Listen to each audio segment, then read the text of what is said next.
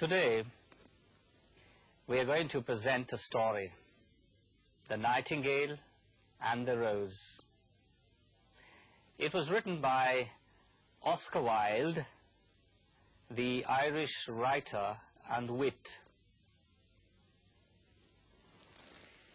A wit is a person who can say and write things which are both amusing and clever.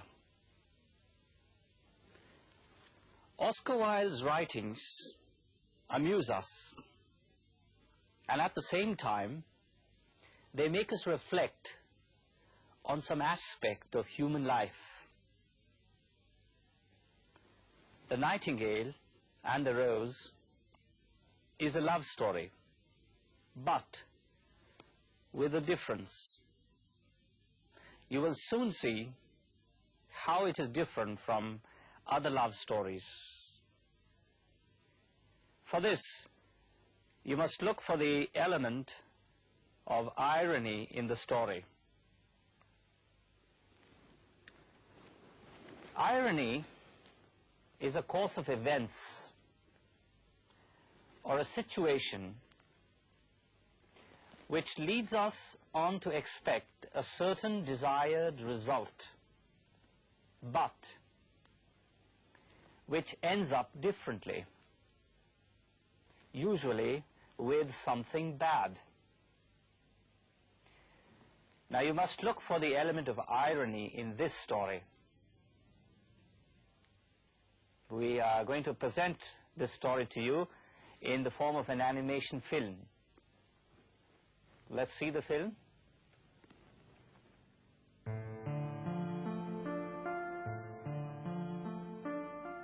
She said that she would dance with me if I brought her red roses, but in all my garden there is no red rose. From her nest in the oak tree, the nightingale heard him, and she looked out through the leaves and wondered. No red rose in all my garden. Ah, on what little things does happiness depend? I have read all that the wise men have written, and all the secrets of philosophy are mine. Yet for lack of a red rose is my life made wretched. Here at last is a true lover. Night after night have I sung to him, though I knew him not. Night after night have I told his story to the stars. And now I see him. His hair is dark as a hyacinth blossom, and his lips are as red as the rose of his desire. But passion has made his face like pale ivory, and sorrow has marked his brow. The prince gives a ball tomorrow night, and my love will be of the company. If I bring her a red rose, she will dance with me till dawn. If I bring her a red rose, I shall hold her in my arms, and she will lean her head upon my shoulder, and her hand will be in mine.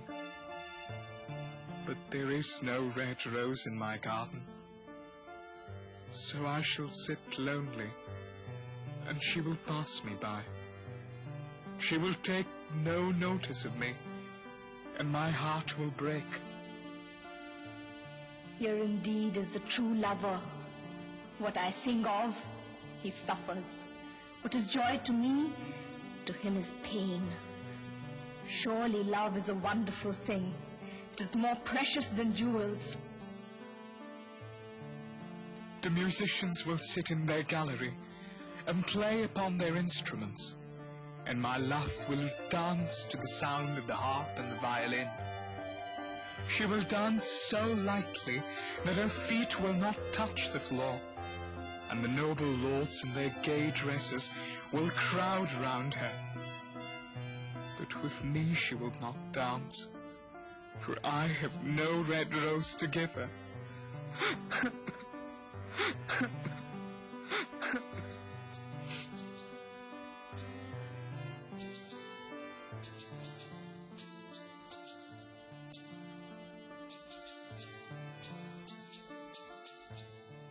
Why, is he weeping? Why indeed? Why indeed? He is weeping for a red rose. For a red rose? How very silly! But the nightingale understood the secret of the student's sorrow, and she sat silent in the oak tree and thought about the mystery of love. Suddenly she spread her brown wings for flight and rose into the air. She passed through the trees like a shadow, and like a shadow she sailed across the garden. She flew to a beautiful rose tree. Give me a red rose, and I will sing you my sweetest song. My roses are white as the waves of the sea.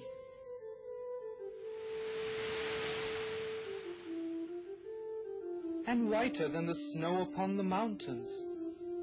But go to my brother who grows around the old sundial, and perhaps he will give you what you want. So the nightingale flew to the rose tree that grew round the old sundial. Give me a red rose, and I will sing you my sweetest song. My roses are yellow as the hair of the mermaid who sits upon a throne, and yellower than the daffodil that blooms in the meadow before the cutter comes to cut. But go to my brother who grows beneath the student's window, and perhaps he will give you what you want. So the nightingale flew over to the rose tree that was growing beneath the student's window. Give me a red rose, and I will sing you my sweetest song. My roses are red as the feet of the dove, and redder than the coral that waves in the ocean.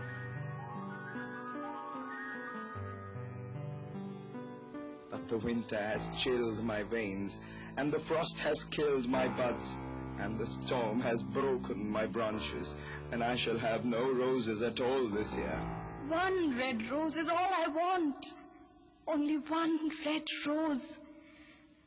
Is there no way by which I can get it? There is a way, but it is so terrible that I dare not tell it to you. Tell it to me. I am not afraid. If you want a red rose, you must build it out of music by moonlight and stain it with your own heart's blood. You must sing to me with your breast against a thorn. All night long you must sing to me, and the thorn must enter your heart, and your lifeblood must flow into my veins and become mine. Death is a great price to pay for a red rose. And life is very dear to all. It is pleasant to sit in the green wood and to watch the sun in his chariot of gold.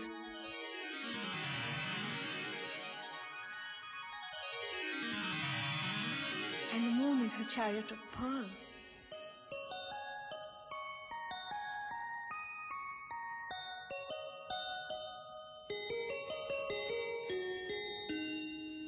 Yet love is better than life. And what is the heart of a bird compared to the heart of a man? So she spread her brown wings for flight and rose into the air. She swept over the garden like a shadow, and like a shadow she sailed through the trees. The young student was still lying on the grass where she had left him, and the tears were not yet dry in his beautiful eyes. Be happy, be happy. You shall have your red rose. I will build it out of music by moonlight and stain it with my own heart's blood. All that I ask of you in return is that you will be a true lover. For love is wiser than philosophy and mightier than power, though he is mighty. Flame-colored are his wings, and colored like flame is his body. His lips are sweet as honey, and his breath is like frankincense. The student could not understand what the nightingale was saying to him, for he only knew the things that were written down in books. But the oak tree understood and felt sad, for he was very fond of the little nightingale who had built her nest in his branches. Sing me one last song. I shall feel lonely when you're gone. So the nightingale sang to the oak tree, and her voice was like water flowing from a silver jug. She has form. That cannot be denied her. But has she got feeling? I am afraid not.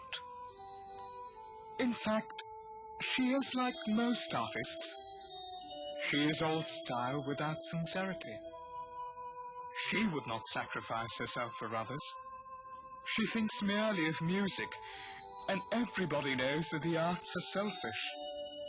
Still, it must be admitted that she has some beautiful notes in her voice. What a pity it is that they do not mean anything or do any practical good.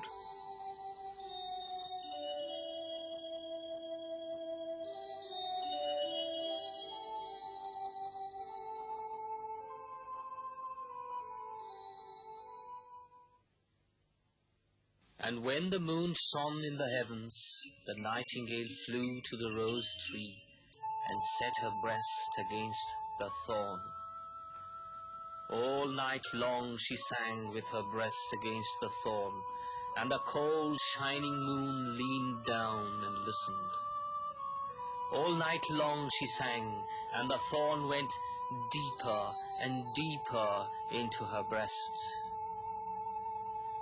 She sang first of the birth of love in the heart of a boy and a girl, and on the top branch of the rose tree there blossomed a marvelous rose, petal following petal, as song followed song.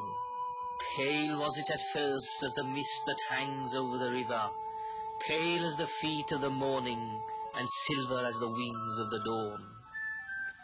As the shadow of a rose in a mirror of silver, as the shadow of a rose in a water pool, so was the rose that blossomed on the top branch of the tree. Press closer, little nightingale, or the day will come before the rose is finished. So the nightingale pressed closer against the thorn, and louder grew her song, for she sang of the birth of passion in the soul of a man and a maid. And a delicate glow of pink came into the leaves of the rose, like the glow in the face of the bridegroom when he kisses the lips of the bride. But the thorn had not yet reached her heart, so the rose's heart remained white, for only a nightingale's heart blood can redden the heart of a rose. Press closer, little nightingale, or the day will come before the rose is finished. So the nightingale pressed closer against the thorn, and the thorn touched the heart, and a fierce pain shot through her. Bitter, bitter was the pain, and wilder, wilder grew her song, for she sang of the love that is perfected by death, of the love that dies not in the grave. And the marvelous rose became red, like the rose of the eastern sky. Red were its petals, and red as a ruby was the heart. But the nightingale's voice grew fainter, and her little wings began to beat, and a film came over her eyes. Fainter and fainter grew her song, and she felt something stopping in her throat. Then she gave one last burst of music. The white moon heard it, and she forgot the dawn and stayed in the sky. The red rose heard it, and it trembled all over with joy and opened its petals to the cold morning air. Echo bore it to her purple cave in the hills and woke the sleeping shepherds from their dreams. It floated through the reeds of the river, and they carried its message to the sea.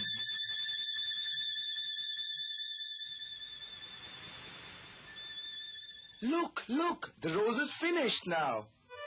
But the nightingale made no answer, for she was lying dead in the long grass with a thorn in her heart.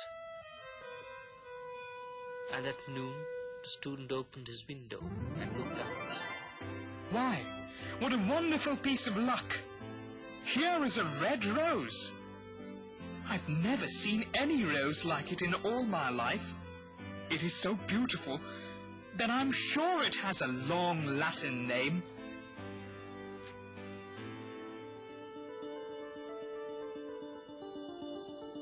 The student ran to the professor's house with the rose in his hand. Here is the reddest rose in all the world.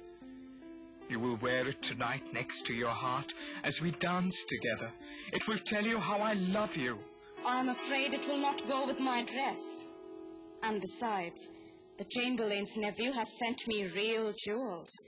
And everybody knows that jewels cost far more than flowers. Well, upon my word, you are very ungrateful. Ungrateful? I will tell you what. You are very rude. And after all, who are you? Only a student. Why, I don't believe you have even got silver buckles to your shoes, as the Chamberlain's nephew has.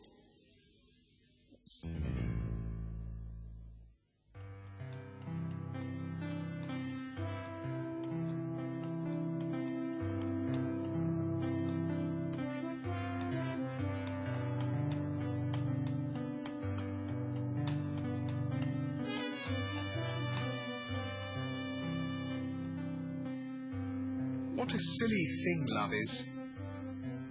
It is not half as useful as logic, for it does not prove anything. And it is always telling one things that are not going to happen, and making one believe things that are not true. In fact, it is quite unpractical. And as in this age to be practical is everything, I shall go back to philosophy and study metaphysics.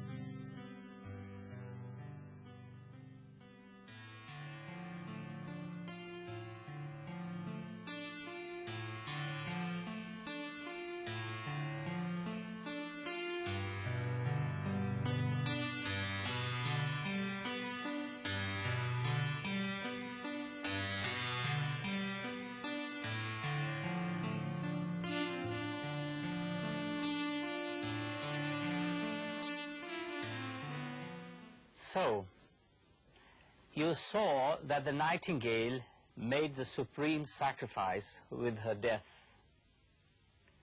But do you think that her sacrifice had the desired result? No, it didn't. All along in the story, we are led to believe, to expect, that the student and the girl will finally come together, that the student will be able to win the heart of the girl. But that doesn't happen. They drift apart from each other. That is where the irony of the story lies.